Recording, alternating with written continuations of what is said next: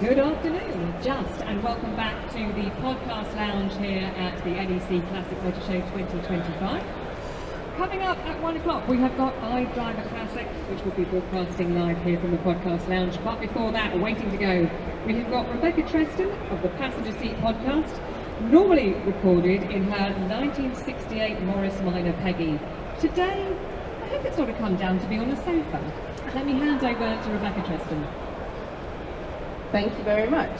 So like we said, hello and welcome to the Passenger Seat podcast, usually recorded from my 1968 Morris Minor Peggy. And usually I'd be in the driver's seat and my lovely guests here would be sat in the back enjoying the pleasures of the back seat of a Morris Minor. But today we're here on the sofas at the NEC, which is actually where I first met my guests here. So we're joined by Bobbie Pryor and Adam Poulton. And you have been coming to the NEC for years and years and years, so I thought it'd be really cool to get you guys talking about your experiences of coming to the NEC, your experiences this year in particular, which is where you've been really busy, and also your experiences of car ownership.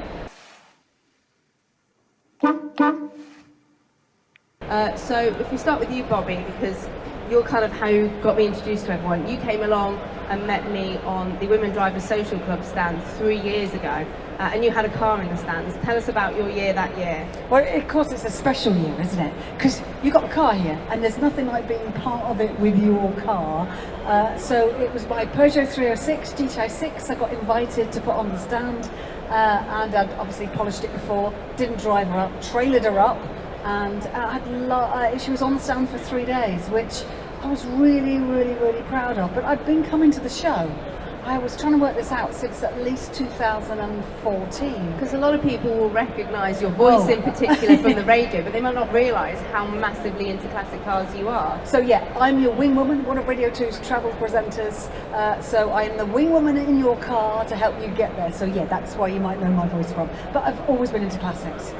When I was in my 20s, my first two cars were Skodas. Skoda Estelles, which I inherited, and then I went to Luton and bought my first Consul Capri because I'd seen one at a show and I wanted a Chevy Impala, and it looked like a baby Chevy Impala, so that sent me down the Consul Capri road, which is my absolute favourite car. And I had a modded one and a standard one, and I just love them. I just thought I was the bee's knees. Yeah. And I didn't care that there was a bit of rust. I didn't care that there was a little bit of smoke blowing out the back. I just always wanted to permanently drive a classic car as a daily. Yeah. So that's how I kind of first started. Yeah, absolutely. And you've been kind of inspired to capture some of these stories, Adam, with your YouTube channel, which Bobbie now works with you on. Absolutely. So I don't have a classic car. I've got a Beetle, but it's a future classic. A future classic, which is true. But it's slightly different for me because I've always been interested in the shapes of cars, the aesthetics of cars. So when I was much younger, I used to go out on my bike and I used to collect all the brochures from all the car dealerships. And I had loads of these things, and my mother said, well, you've got to get rid of them. So eventually she made me burn them all, which I wish I had them all now. That's terrible. But, I know, it's awful, isn't it? I wish I had them all now. It'd be worth a few bob. But that's my sort of how I got into it. And I used to read a publication called On Four Wheels. My brother used to have that, and I really learned about the history of cars. I've always been fascinated about the brands of cars, the shapes of cars. And I used to design my own cars, draw them, and create my own versions of the cars. Yeah. And that's kind of got me into classic cars. So I've always loved that, and collecting cars. That was it, but not real ones, unfortunately. And then when COVID hit, I was not able to work. But my brother-in-law was restoring a Triumph Stag. Yeah. And he said, come and film it, because he knew I'd always wanted to do a YouTube channel, and that's where it all began. And originally my channel was called Down at the Barns, and I changed it the last couple of years to Classic Car Stories, because I realised there's some really interesting stories out there, the people behind the cars. It's amazing that that name wasn't already taken by that point, isn't it? I was gobsmacked that it wasn't, because I was really called Down at the Barns, and I had a little tag saying Classic Car Stories. Yeah. And I thought, it's not working, that name, but people aren't going to search for it, so I'm going to change it to Classic Car Stories. So yeah, I searched the whole of YouTube, no one was using it. I thought, that's weird. So there you go, yeah. But I'm not about reviewing cars or about the spec, I'm about the stories behind the cars. Which is exactly what Which is inspired what you're me to about. do my podcast. Exactly. It was to share my stories and the stories I've met along the way, Yeah. which is really, really cool to see. And you've been really busy this weekend, going around capturing as many stories as possible. We have, but I just want to say that I met Adam in my very early 20s because we did a radio show together. So we kind of had a long history. Yeah. And then we lost touch, you got married, had kids. Yeah, you became famous and I didn't. And then but she wouldn't talk to me. That's what it was. The important thing is during lockdown I get this message from down at the barns going, have you still got your Consul Capri? Now I sit there thinking very few people knew about my Consul Capri, but Adam, when he used to come to the radio station, we used to drive out in it, didn't we? And we used to do a little bit of filming together. Yeah. So this was early 90s, before YouTube Well, was... yeah, early 90s Yeah. we used to try and create YouTube videos. Yeah. That's what we used to do. We'd make little videos and send them off to the BBC. What about making this programme, didn't we? Yeah. And they weren't interested, but that was a YouTube video. Basically. Yeah. Still got these on old VHS tapes, they're hilarious. Oh, you're going to have to get them converted and put my them out for an goodness. anniversary. So we were ahead of our time, really. We were ahead Have you of our got time. any big subscriber goals that are coming up that you can say, oh, when we get to this amount, we'll release the old videos? That's a good idea, I hadn't thought of that. Yeah, get That's them great. converted Yeah, and that's put a them good out. idea. Yeah, that would be quite interesting, wouldn't it? Yeah. Absolutely, I'm not sure yeah. I go boss to boss though, what do you think? She's going to complain.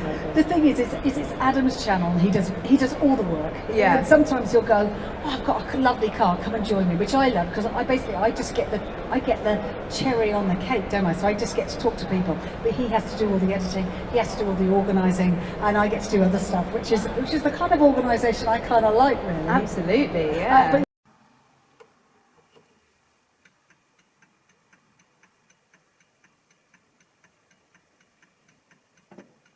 you were talking about this weekend. Well, it's Adam's first time here. Believe it or not. Wow, Yeah. okay. Because I work normally weekends, so I don't get a chance to come. Yeah. But I decided this year I'm going to have some time off. I asked the wife, she said it's okay, and I've come for the NEC. I was asked to come down, which was great. And so you've been here all 3 days. How Yes. exhausted are you? Extremely. I feel like I haven't slept for 48 hours. Lots of driving around because I booked a hotel not near here. Yeah. Sore subject. We've been travelling back down the the M42. Loads of roadworks, but yeah, it's been okay. It's been fun. A novice mistake, a hotel too far Absolutely. away. Because Yeah. I've not been here before. And also proves that he doesn't listen to me. Oh. There you go. Anyway, moving on. The great thing about coming here is we knew it would be a bit of a bun fight because there's so many stories, and then you have to choose them, Yeah. and that's been really difficult, isn't it? So you turn up and talk at one stand and someone tells you an amazing story, and while you're standing there someone goes, oh, listen to this, and you're talking to two people. Before you know it, you're standing out for ages trying to film it. It's fantastic though, everyone's so friendly, and everyone wants to talk to you and tell you their story. Yeah, absolutely. And what have you enjoyed about showing like a complete novice around the show? Because if you've been coming for years and years and years, you know where all the good stuff is. What have you really enjoyed showing, Adam? Well, the thing is, even if you come here every year is different. You come here with, oh, I want to see that car or this car or this car, and then what happens is any plan goes out of the car window, and you're walking around going, oh, I haven't seen that before. Now, do you know, how ridiculous is this? I didn't know the story of Audi until I did. just recently. He did, yeah. He's been reading the magazines from when he was little, yeah. So, and you know, just to kind of go, hold on a second, why is this car got the 4 Audi rigs? Yeah. And then you meet somebody who goes, oh no, the history of Audi is this. So, you know, having all those stories and information from people is great.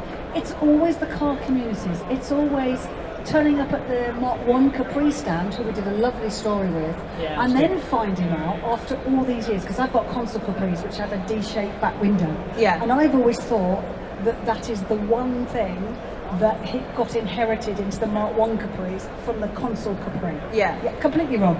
Completely wrong. In fact, the Mark 1 Capri was never meant to have a window, a D-shaped window like that. And I thought, great, I can stop spouting rubbish that I've been doing since I was 22, because it has nothing to do with the original Consul Capri at all. So it's all that, you know, that was all those little bits of information that you don't find in communities. So that has been great, great. And also showing you around, I think it's just watching somebody be overwhelmed. Yeah. Because I tell people how great this show is. In fact, I thought today, wouldn't this be a great place, Becky, for a hen do. This is the perfect. Any girls out there that love cars, bring all your girlfriends to the NEC Classic Motor Show. Get a hotel in walking distance, Yes, so that you can enjoy all the bars and stuff on site. That would be helpful, yes, I agree. And for I'll arrange it. Yeah, and for all your bridesmaids, it's just full of the greatest guys to talk to, the greatest girls to talk to. I think this is the best fun. Why would you do anything else for your hen do? An excellent idea, I'm sure.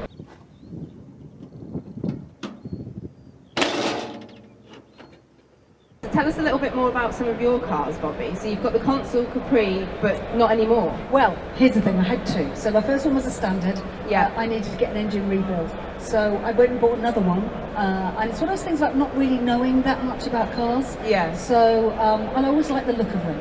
And then I went down to Somerset and I found this red Consul Capri that had an RS 2000 in it. Yeah. And I drove it home. It went like the clappers. It was great, like a little rocket, but it didn't stop. And I thought, okay, I'm going to have to fix that. So I took it to the garage and they went, okay, we need to do something with the brakes. So they did. Also, it didn't have a heater, because the RS 2000 took the heater out and thought, I can't do that, I need a heater. So they put it under the seat. So lots of little things like that started to happen. And I thought, hold on a second. This is before even knowing the word about modification. And it was the 80s, and I just thought, oh, okay, so how can I have a car that looks like a Capri but drives a lot easier? So then I realised when my standard was going to be finished, I'd sell the number plate and I would get the other Capri all restored properly, put some mods on it, and that would be my daily driver as well. Something happened that we leave in the past because my car disappeared, and I then life happened, big life quake happened, and I want to talk about this because life quakes happen to everyone, I think. And then you sit there and go, I'm going to have to sell my cherished vehicle that I love more than anything else and do something sensible. So my second Capri, that's what happened. Yeah. Took the money and went to the car auctions and bought a Citroen ZX Reflex. And the reason I'm talking about that is buying that car is the result of me now having 6 Peugeot 306s. Because they I do spiral these situations, don't they? Well, the thing is, they're my daily drivers, and I wear one out and get another one because I don't like modern cars. Yeah. And so so when people go, what do you drive? I go 306. And they go, still? I go, yeah, I found another one. Last year I found a one in great body condition. I thought, okay, I'm going to have to change the wheels, I'm going to have to do that. Because I think I'll probably make this one last at least till I'm 65. And then during lockdown, I found a little Peugeot 306 GTI6, which I was going to use as a daily driver, but what happens is you go, oh, I can't do that. So I get it restored, and it's sitting in a car coon. Ready and waiting. Waiting for, well, I say retirement, I'm never going to retire, but I thought when I'm about 70, I might pull that out, and that will be my retirement car. Oh, you'll be the coolest 70-year-old going around in I'm that going to every add day. a story to this because this is where Adam comes in. We hadn't seen him for a few years because that second Capri that I sold and I was really tearful of. Yeah. Well, here's the story. I'll let Adam take over. So yeah, well let's just go back slightly because obviously the first car, the nice one that we've sold recently, you've restored one. We've not got to that. Oh, sorry, no, we haven't. Well, I'm jumping the gun. We're doing the second one. You're doing the second one. There's a second one, we found it, so I happened to film with a guy called Gary Costello, lovely guy. Yeah. And he found it. It's been restored, and she didn't know. So I'm out with him, and we agreed to pretend to get it down to an auto jumble. And then when we get there, we're going to spring a surprise on her, which we did. Oh, so she thinks she's looking for parts yeah. of an auto jumper. So we filmed the whole episode. This is on Classic Car Stories. And we walked around the corner, and there's the shed. And I say to her, look, we've got something in here from your past. You know what it is? And she started bringing up the Skodas. I said, no, it's not a Skoda. So we revealed, we lifted the garage up slightly. You can see the number plates. Remember that number plate? She's like, oh God, I do. We lifted the whole thing up, took the sheet off, and there was the car completely restored. Back to fantastic condition. And not only that, it's modified and to how I would modify it. So it looks beautiful, drives, it's got a Pinto in it, it's got a 5-speed box, it drives beautifully. A lot of little tiny things have changed, but basically it's a Consul Capri that drives better. Yeah. But the other thing is, Gary, who owns it, Gary Costello, is the most beautiful man, and he colour codes his clothes to what I call remember you saying my car, because I still call it my car. And he's just looking after my car, because I'm hoping one day, and this is where the third story comes in, because I came here in about 2016. there was a Consul Capri on a spit. It was completely stripped. Yeah. And I went to the Consul Capri stand and spoke to the team there. They are the loveliest car family you could ever meet and be part of. And lovely Rob was standing there and he said, "Oh, do you know what this is?" And I said, "It's a Capri." And he said, "I used to have," and I said, "I had to have two." And he said, "Oh, you should buy another one." I went, "Oh, I don't have the money at the minute because I'm doing up my dad's house." Yeah. And anyway, unfortunately, two things happened. These are life quakes again. Is in the year, the following year, my father had got ill. Yeah. Not only that is Robert also got ill. And result of those two men being ill, unfortunately, my father and Robert passed away. So that meant I had a little bit of inheritance money. So what I did is use the inheritance money to buy Rob's car because he wanted me to change my sad story from not having a Capri anymore. Oh, that's so lovely. It is. What I'm saying is these car stories that we have is it's so human. Like they are metal, they're vinyl, they're rubber, but actually there's all these human stories attached to them. Every classic has a story. Absolutely. Yeah. So then I had the third one, which I kept, which I wanted because it was concourse, it was so perfectly restored. But here's the other thing I found out about myself. Like I did in my 20s, I had an absolutely perfect car, which meant I didn't drive it. Yeah, it's really tricky because obviously I had Peggy restored recently, and it was a case of I've spent as much as if I'd basically bought a brand new car out of a showroom. But now I've got a car that, am I going to be scared to use it?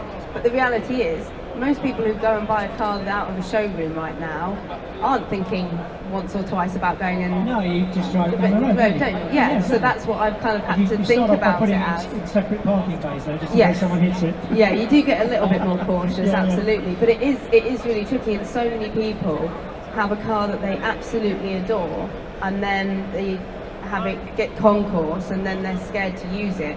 And so again, with my restoration process, it was a case of making some choices where it was like, I'm not going to change the chrome because that'll tone it down a little bit so that she still feels very usable and it's still got some of the original car, because it is so scary when they're so shiny.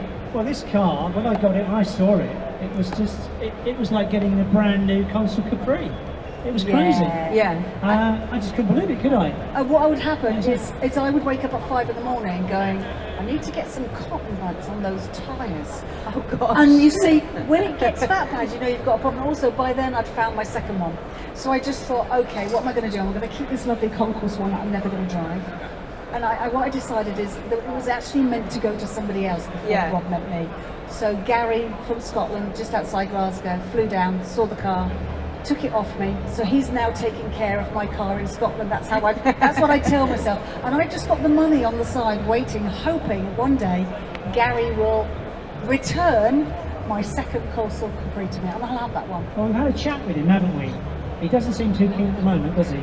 But maybe one day. Well, he's got to enjoy it for a little bit first. Longer, hasn't he? Yeah, he has, I guess. And you've got your Peugeots to enjoy for the time being. And I can tell anyone that, I mean, what's going to be our future classics? Because I've got a 306. And you think, okay, GTI 6, is that now a future classic? Do we think it's good enough?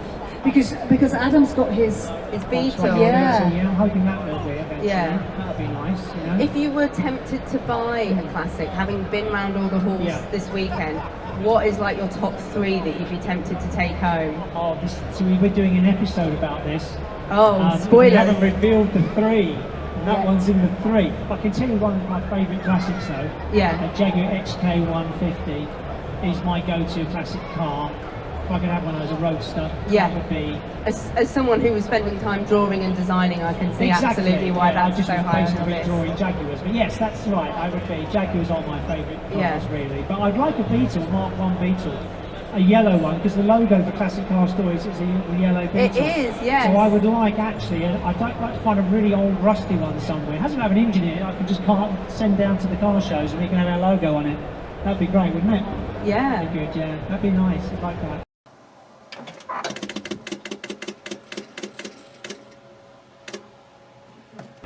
I was just watching Adam there talking about the very fact that you've got a modern classic. And I was thinking about all the people that we've met along the way and you've spoken to and how amazing those stories are. What's been your favourite That's really good. Yeah. Oh, well, the gentleman we've just been talking to, I think, is one of my favourites, a guy called Mark, and he's just over there. He's got the Renault 8, and it's absolutely fantastic.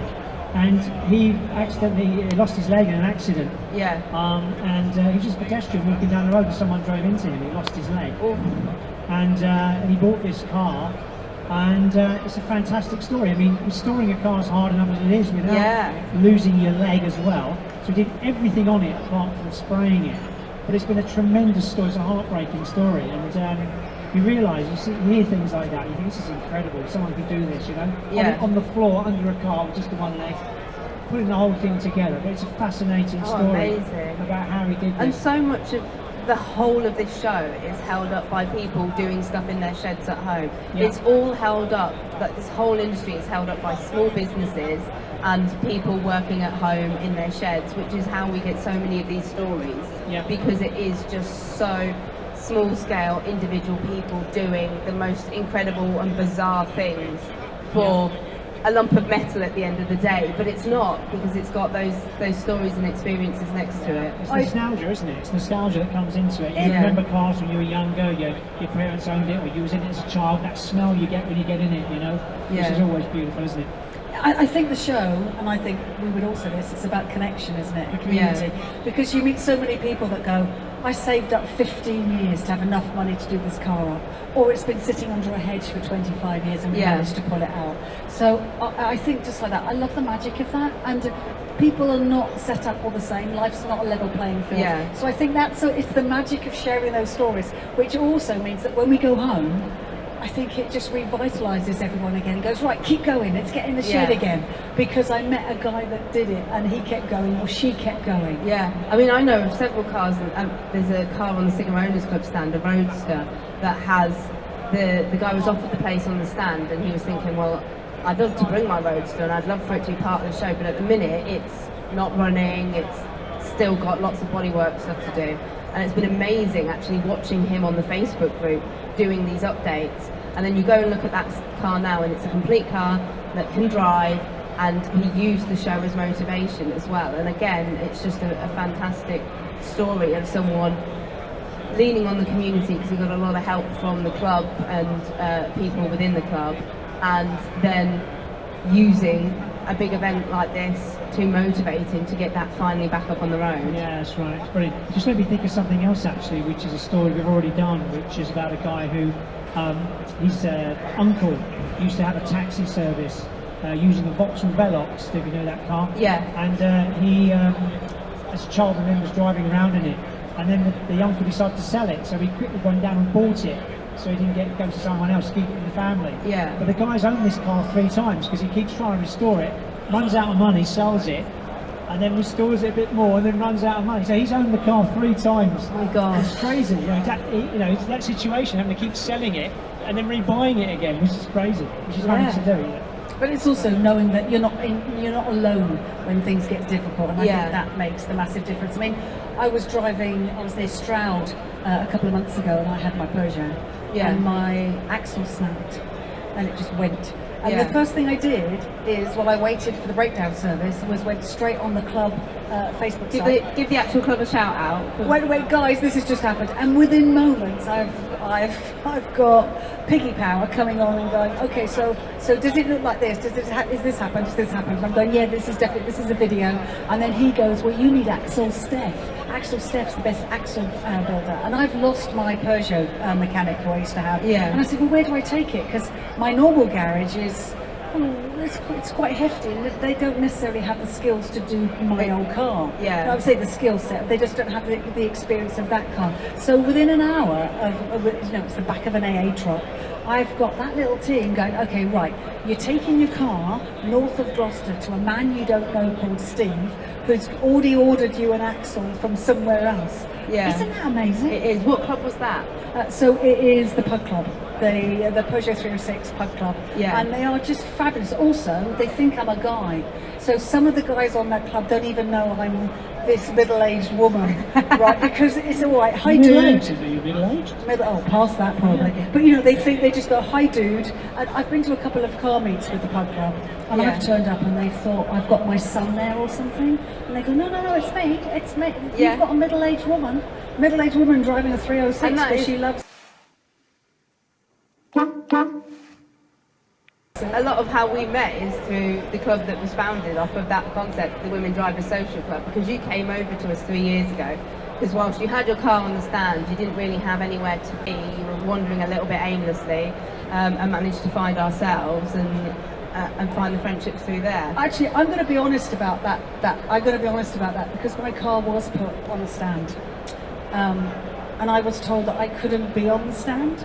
Which is horrendous, because the amount of people that will come up when you've got a stand and they will say, oh, whose car is this? Can I talk to them about it because I want to know this about it, or I want to know that about it.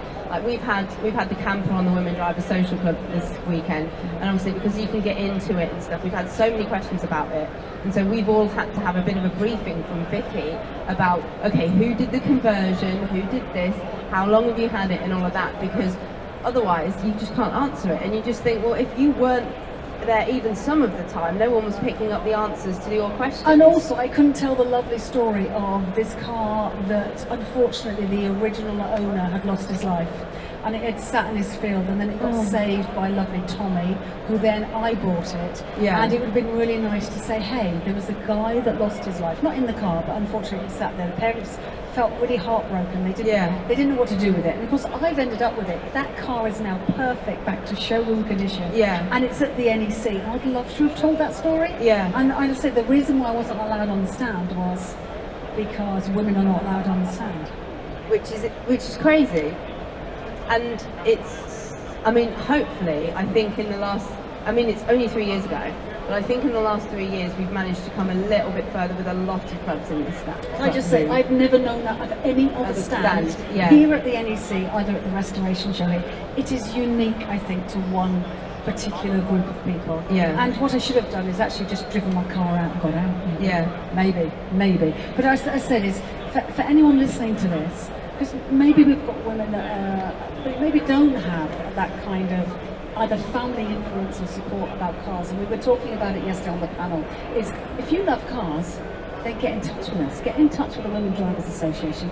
We're all around the country. Yeah. We can all connect with you and go, I tell you what, if you love a Beetle, here's how to get one, here's how to keep one. And here's some people that know some stuff about them, Yeah. or whatever it might be. Yeah, absolutely. As I said, that's a unique situation that I've never had with any other club. Yeah, and a real shame, but thankfully it didn't put you off. You carried on coming and carried on enjoying yourself.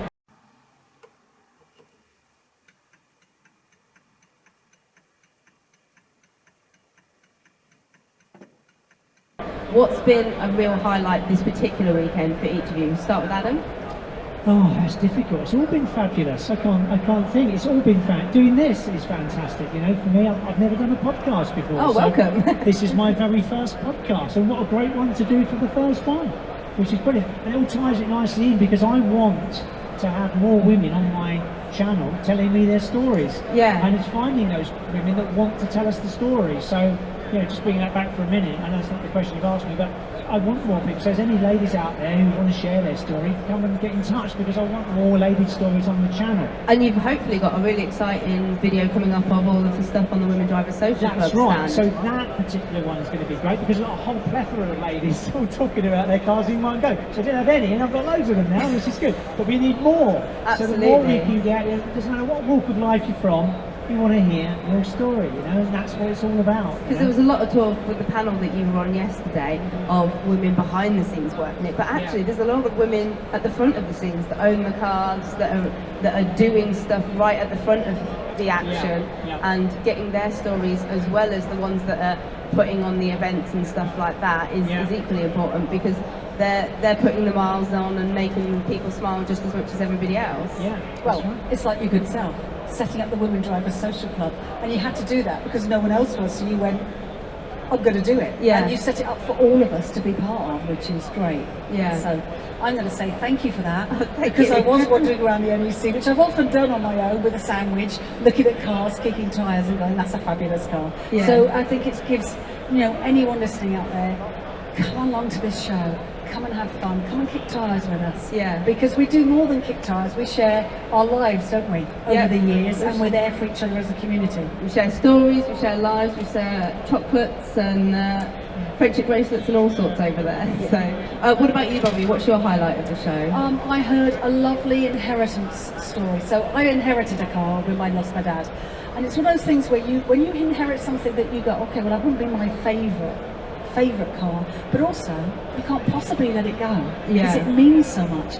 And so I've had a lot of those stories. Also, I've met some people that have inherited a car and go, what do I do? Yeah. So there's certain things that if you inherit a car, there's a certain plan of action that maybe we could help you with. So if anyone's listening out there, again, get in touch. Don't be lost. Don't sell it cheap to someone that says, "Oh, I can help you there." Yeah. It's maybe offering information like that about the car in certain situations. Is maybe that's something the Women Drivers Club can get really, really good at and empower more people, not just women. Well, a lot of the time as well, some people inherit a car and they're a bit lost, and they immediately go to the Mark Club for help, because they're like, okay, I've got this car, I want to keep it, I want to keep it going. I've got so many fond memories of it as a child or as an adult with it, and I'm so glad that this family member has entrusted me with it, but I don't know what to do with it. So going to the Mark Club is definitely one thing and an important thing to do, but I think also finding other clubs. I mean, there's us, but the Women Driver Social Club, but there's also like the Young Retro Motor Club. There's lots of other clubs that are more events based. They're more finding your people based. The Gay Classic Car Group as well. There's the Because it doesn't matter what car you drive. No, it's finding your people, and that can be equally as important, because it might well be that the events that the Mark Club is putting on are too far away or they're not your style, but you might be able to find that elsewhere. Because we met a girl, it must have been the first year that we were here, that had got an MGB, I think it was, and she really loved the idea of it, had got it, had been inspired by her dad to get it, but she'd gone along to a couple of main club events and felt so out of place, so not like it was for Part her. of her tribe, yeah. And so she'd actually gone to Sarah Crabtree to sell the car through Sarah's auction house. And Sarah had said, come to me in a year's time if you've been to 2 Women Driver Social Club events, and if you still don't want to keep the car, I will waive you the commission. So Wow. that's finding your people and finding the right sort of situation for you and your classic. Might not be as straightforward as finding the Mark and Model Club, but there's definitely other stuff out there for people now. I mean, that is it. That is it. And also, you always say to us, Becca, when you do your camping trips, you always say it doesn't matter what car you come in. Absolutely. It's the car that gets you there, yeah? I mean, Vicky, her camper was playing up, so she was like, last minute, right, I'm still coming up, and I'm coming up in my Mitsubishi Outlander, and I'm going to have a great time. And we parked it up on the seafront with everybody else's cars, and yeah, people were like, oh, wasn't expecting to see one of them here, but yeah, no. Doesn't matter, as long as it's cars, yeah. Absolutely. I mean, those stories are great, and I've heard so many of those. So what's going to happen is next week there's going to be the big low. We're going to drive home, and then Monday you're going to sit there post NEC blues. Oh, yes. And then Awful, isn't it? hopefully no post NEC flu. Because that's the thing, when you've had so little sleep and you've been running around with all these people, Don't sometimes tell me that. you wake up Monday with a bit of a sniffle. No. Monday morning And blues, also, that's I'm just good. thinking, if there wasn't Classic Cars, you wouldn't have got back in touch. So when we used to work together at that Well, we radio occasionally station, had spoken, it wasn't we yeah, didn't- we I know, had- but not to work No, together to no, list that's on right. cars as well. Yeah. So isn't that fabulous? Without Classic Absolutely. Cars, we wouldn't have necessarily So been we've working kind of together. gone full circle. So there's Yeah. us trying to make YouTube videos in the 1990s, and here we are actually doing it for real now. So it's gone like full circle, which is very, very strange. We've got our cameraman with us, who is Kevin Houston, and he's a very close friend of mine. I know him Yeah. for years when I was at college, and he used to be part of it as well. So it's like all 3 of us back together again, isn't it? Yeah. Yeah. Amazing. Three And so Musketeers. during that lull, people will be looking for all the videos and stuff that have gone out about what's been happening. at the NEC so that they can relive the memories, where can people find you guys? So YouTube, Classic Car Stories, that's the main place to go on there, and you can subscribe, please, that would be really nice. Absolutely. Yeah, watch the videos, that would be brilliant if you could do that. We're also on Facebook, and we have a special dedicated page there which is called This Is My Classic. So we've got the Classic Car Stories page, we've also got This Is My Classic. So if you've got a great classic car, post a picture of it on there and just tell us a little story about it, you know, it's a good story, I'll get in touch and maybe we can film it. So that's another place you can find us. An excellent resource, Yeah, exactly. And again, I can't believe there wasn't a page called This Is My Classic either, so I come up twice there, which was good. And also Instagram, Classic Car Stories on there. Someone's already stolen the name. And on TikTok as well, we're on TikTok too, so, and slightly different stories on there too, just different format, different things going on, so yeah, obviously short form, so that's where to find us. Excellent.